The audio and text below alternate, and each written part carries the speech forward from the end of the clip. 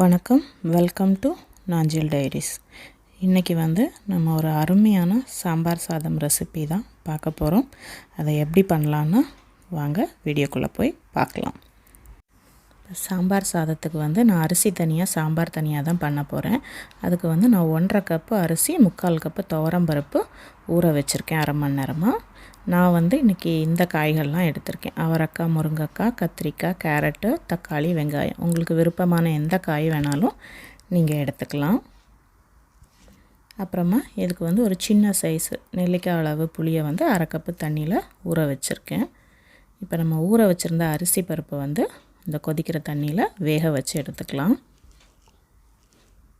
தண்ணி நல்லா கொதிச்சிருச்சு. இப்போ அதில் நம்ம அரிசியும் பருப்பையும் போட்டுட்டு லைட்டாக மிக்ஸ் பண்ணி விடுங்க. அது நல்லா குழைவாக வேகட்டும்.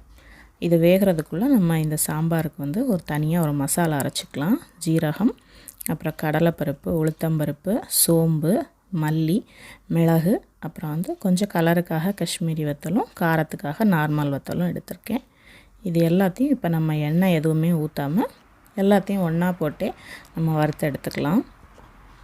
இந்த அளவுக்கு கலர் மாதிரி வந்ததுக்கப்புறமா இறக்குறதுக்கு முன்னாடி ஒரு ஸ்பூன் தேங்காய் போட்டு அதையும் லைட்டாக அந்த ஈரப்பதம் போகிறதுக்குள்ள வறுத்து எடுத்துக்கலாம். இப்போ வறுத்தாச்சு. இது ஆறுனதுக்கப்புறமா நம்ம மிக்சியில் போட்டு பொடி பண்ணிக்கலாம். பாருங்கள், இந்த அளவுக்கு நல்லா நைஸாக பொடிச்சு எடுத்துக்கோங்க. இப்போ சாம்பார் பண்ணிடலாம். அதுக்கு நான் ஒரு கடாயில் கொஞ்சமாக ஒரு 2 டேபிள் ஸ்பூன் போல் எண்ணெய் ஊற்றிருக்கேன். எண்ணெய் காயட்டும். காஞ்சதுக்கப்புறமா அந்த காஞ்ச எண்ணெயில் கொஞ்சமாக அரை ஸ்பூன் மஞ்சத்தூளும் போட்டு அந்த மஞ்சத்தூளோட பச்சை ஸ்மெல் போகிறது வரைக்கும் லைட்டாக வதக்கிக்கலாம். கூடவே அரை ஸ்பூன் பெருங்காயமும் போட்டிருக்கேன்.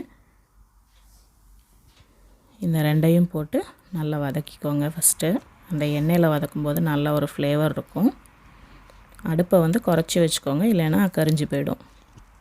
இப்போ நம்ம கட் பண்ணி வச்சுருக்க வெங்காயத்தை போட்டுக்கலாம். இந்த வெங்காயத்தோடு நீங்கள் 2 பச்சை மிளகாய் கூட ஆட் பண்ணிக்கலாம். அப்புறமா வெங்காயம் இந்த அளவுக்கு கொஞ்சம் வதங்கினதுக்கப்புறமா நம்ம கட் பண்ணி வச்சுருக்க எல்லா வெஜிடபிள்ஸையும் அதில் ஆட் பண்ணிடலாம். காய்கறி உங்களுக்கு விருப்பமானது எதுனாலும் போட்டுக்கலாம். லைட்டாக இதை வதங்கினதுக்கப்புறமா நான் இதோடவே ஒரு அரை கப்பு பட்டாணி எடுத்து வச்சுருக்கேன். இது ஃப்ரோசன் பட்டாணி தான். இந்த பட்டாணியும் அதோடு சேர்த்து மிக்ஸ் பண்ணிக்கலாம். இதை நீங்கள் ஒன்றாவே குக்கரில் வைக்கலாம். குக்கரில் வைக்கும்போது சாதம் எனக்கு கொஞ்சம் ஒரு மாதிரி திக்காக இருக்க மாதிரி இருக்குது. சாம்பார் சாதம் கொஞ்சம் கொல கொலன்னு இருந்தால் தான் சாப்பிட நல்லாயிருக்கும். லைட்டாக வதக்கியாச்சு. வதக்குனதுக்கப்புறமா நம்ம வறுத்து பொடிச்ச அந்த சாம்பார் பொடியை இதில் போட்டுடலாம். போட்டுட்டு எல்லாத்தையும் சேர்த்து ஒன்றா நல்லா வதக்கி விட்டுக்கலாம். இப்படி ஒரு வாட்டி பண்ணி பாருங்கள். சாம்பார் சாதம் சூப்பராக இருக்கும். அந்த பொடி, அந்த காய்கறி எல்லாத்தையும் சேர்த்து நல்லா வதக்கி விட்டுக்கோங்க. நல்லா வதக்குனதுக்கப்புறமா நமக்கு இது காய்கறி எல்லாம் வேகிறதுக்கு தேவையான அளவு தண்ணி ஊற்றிக்கலாம்.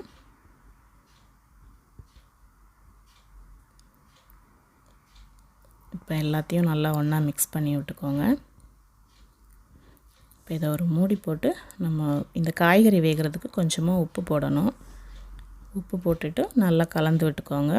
கலந்து விட்டுட்டு நம்ம மூடி போட்டு இந்த காய்கறி வேகிறது வரைக்கும் நம்ம வேக வச்சுக்கலாம். இடையில திறந்து மிக்ஸ் பண்ணிக்கோங்க. ஏன்னா அந்த பவுடர் போட்டு நம்ம வேக வைக்கிறதுனால டக்குன்னு திக்காயிடும். இதெல்லாம் தாளிக்கிறதுக்கு கொஞ்சம் முந்திரி பருப்பு, கருவேப்பிலை, அப்புறம் கடுகு, கொஞ்சம் பெருங்காயம், வெந்தயம் எடுத்து வச்சுருக்கேன். இப்போ வெஜிடபிள் வெந்துருச்சான்னு பார்க்கலாம். பாருங்கள், சூப்பராக ரெடி ஆயிடுச்சு. இல்லை வாசனையாட்டு சூப்பராக ரெடி ஆயிடுச்சு. இந்த காய் இன்னும் வேகலை, 3/4 பதம் தான் வெந்திருக்கு. ஸோ இந்த டைமில் நம்ம புளி ஊற வச்சுருந்தோம்ல, அதை நான் கரைச்சி எடுத்திருக்கேன். அதையும் இதோடவே நம்ம சேர்த்துடலாம். சேர்த்துட்டு இது எல்லாம் சேர்ந்து இப்போ நல்லா ஒரு கொதிக்கட்டும். பாருங்கள், சாதம் அரிசி பருப்பு நம்ம வேக வச்சுருந்தோம்ல, அது நல்லா வெந்துருச்சு. இந்த அளவுக்கு நல்ல குழைவாக அது வேகணும். இப்போ சாம்பாரும் ரெடி ஆயிடுச்சு. இப்போ நம்ம வேக வச்சுருக்க அந்த அரிசியில் அந்த சாதத்தை இந்த சாம்பாரை ஊற்றி மிக்ஸ் பண்ணிடலாம். இப்போ நான் இந்த சாதத்தில் நம்ம பண்ணி வச்சுருக்க சாம்பாரை அப்படி கொட்டிடுறேன். இப்படி நீங்கள் பண்ணும்போது ஈவினிங் வரைக்குமே உங்களுக்கு அந்த சாதம் வந்து கொஞ்சம் திக்காகாமல் இருக்கும், இறுகாமல் இருக்கும், அந்த கொழகொழப்பாகவே அப்படியே இருக்கும்.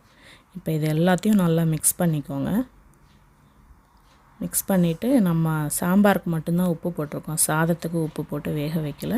ஸோ இந்த டைமில் நம்ம ரெண்டுக்கும் சேர்த்து உப்பு போட்டுக்கலாம். உப்பு போட்டுட்டு நல்லா கலந்து விட்டுருங்க. கலந்து விட்டுட்டு மூடி போட்டு சிம்மில் வச்சு ஒரு 2 செகண்ட் அது அப்படியே எல்லாம் செட் ஆகிறதுக்கு விட்டுறலாம். அதுக்குள்ளே நம்ம இதை வந்து தாளிச்சிடலாம். அதுக்கு வந்து நான் ஒரு 2 டேபிள் ஸ்பூன் நெய் போட்டிருக்கேன் ஒரு பேனில். நெய் நல்லா சூடானதுக்கப்புறமா ஃபஸ்ட்டு நம்ம முந்திரி பருப்பை மட்டும் வறுத்துக்கலாம். இங்கே வடகம் இருந்தால் கூட அது கூட இதில் போட்டு தாளிச்சிக்கலாம். இப்போ முந்திரி பருப்பு கொஞ்சம் செவந்ததுக்கப்புறமா பாக்கி இருக்க எல்லாத்தையும் போட்டு வறுத்துடலாம். சூப்பராக அந்த சாம்பார் சாதத்தில் கொட்டி மிக்ஸ் பண்ண போகிறோம். பாருங்கள், நம்மளோட சூப்பரான சாம்பார் சாதம் ரெடி ஆயிடுச்சு. ரொம்ப சிம்பிளான இதுதான், ஆனால் ரொம்ப டேஸ்டியாக இருக்கும். இந்த சாம்பார் சாதத்தை நீங்களும் உங்கள் வீட்டில் கண்டிப்பாக ட்ரை பண்ணி பாருங்கள். இந்த லஞ்சுக்கு கூட நீங்கள் பேக் பண்ணி கொடுக்கலாம், அவ்வளோ சூப்பராக இருக்கும். ஸோ இந்த வீடியோ உங்களுக்கு இன்ட்ரெஸ்டிங்காக இருந்திருக்கும்னு நினைக்கிறேன். பிடிச்சிருந்தால் லைக் பண்ணுங்கள், ஷேர் பண்ணுங்கள், சப்ஸ்கிரைப் பண்ணுங்கள். மறக்காமல் உங்கள் ஃப்ரெண்ட்ஸ் அண்ட் ஃபேமிலிக்கும் ஷேர் பண்ணுங்கள். தேங்க்யூ ஃபார் வாட்சிங்.